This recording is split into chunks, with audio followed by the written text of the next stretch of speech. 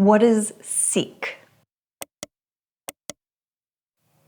Stop, exhale, attend, connect. This is a tool you can use in challenging moments, whether it be a test, a challenging person, a challenging exchange, a challenging feeling.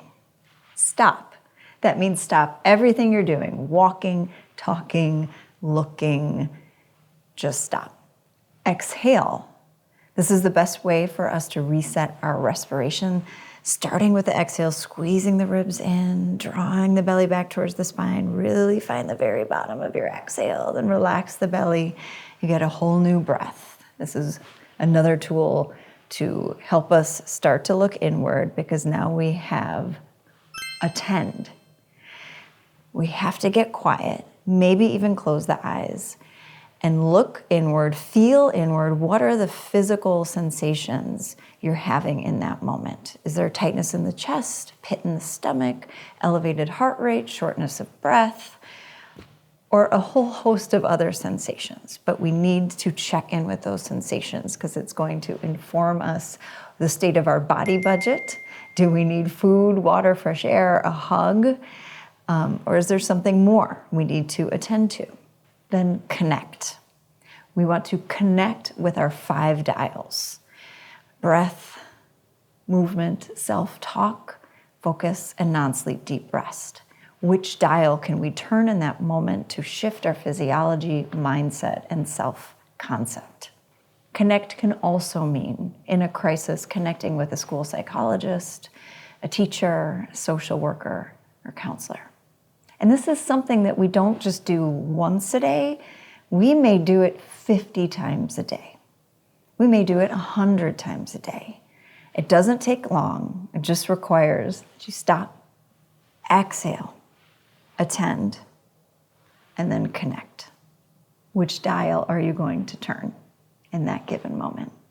Now we're going to hear from Dr. Marcus Campbell, superintendent at Evanston Township High School. And let's hear how he uses SEAC. So how do I use SEAC in my life? I use SEAC every day. As superintendent of Evanston Township High School, it's a very demanding and a very stressful job. And also just living life as a middle-aged adult. There are certain things that I've experienced, like the passing of my mother, which has also made life very stressful. So I seek in a number of ways throughout the day in my office, just taking some time to breathe. If I am needing to get up to take a walk and move, when you see me in the halls or when I'm in the halls at ETHS, that's not just about being visible. That's really about me attending to myself and attending to my needs. So stop, exhale, attend, connect. I think stopping is one of the most important components. There are many, many times a day in life where you just want to just react and you're upset, you're angry, you're frustrated. Best thing that I've learned to do is to stop and breathe. And then really to understand what is going on in myself. Where's my heart rate? How am I feeling? Just to really locate myself physically, I have to stop. The last thing that anyone wants someone like me to do is to react. I don't want to be that person. Being around folks that just react that way, it doesn't feel very safe. And I want people to be safe and vulnerable. I model vulnerability with people that I try to connect with.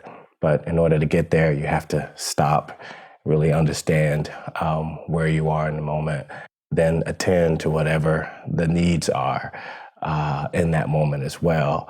And knowing how to do that is what these videos are all about. And making these habits, right? When someone says something to me that really upsets me or makes me anxious, I can immediately go through my body. And I stop. SEAC is not something that I do here and there.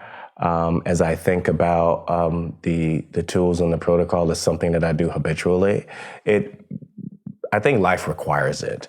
not just for someone like me who you say, oh, well, he's got this and that going on. I think life requires it of all of us to engage and have these tools as habits of not just mind, but habits of life, to be in this protocol, to live in it. I take care of my needs, and I habitually do that every single day, every moment of the day, probably hundreds of times a day. The acronym SEAC also reminds us to stay curious, stay open, both seeking inward and seeking in the world around us.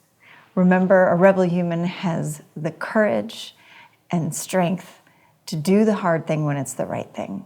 This is wellness in defense of a better future.